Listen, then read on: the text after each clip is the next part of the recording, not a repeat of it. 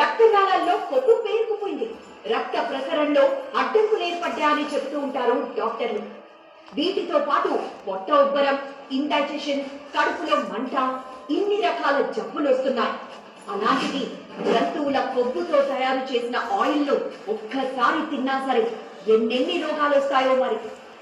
పశువుల కొవ్వుతో చేసినవి, జంతు కళేబరాలను ఉడికించి చేసిన ఆయిల్ ఆరోగ్యానికి అత్యంత ప్రమాదకరం.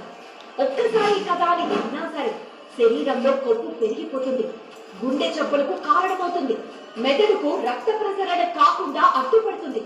రక్తనాళాలు పూడుకుపోతే గుండెపోటే కాదు, అకస్మాత్తుగా పక్షవాతం కూడా వస్తుంది. జీర్ణకోశ వ్యాధులు, కాలేయం పాడైపోవడాలు, ఇన్ని అనర్థాలు జరుగుతాయి.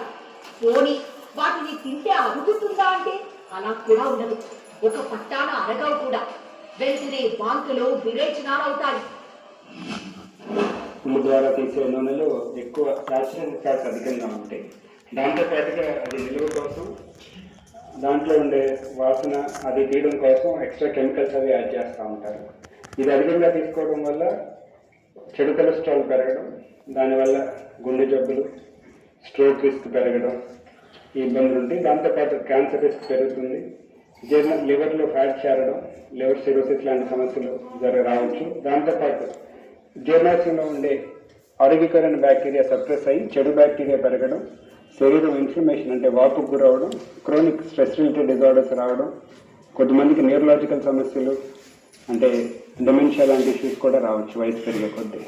ఇక వీటికి క్యాన్సర్ రోగం ఎక్స్ట్రా. వంటకు సరైన నూనె వాడకపోయినా క్యాన్సర్ బారిన పడే అవకాశాలున్నాయి. అలాంటిది జంతు కొవ్వుతో తయారైన నూనె వంటలు తింటే ఇంకేమైనా ఉందా? క్యాన్సర్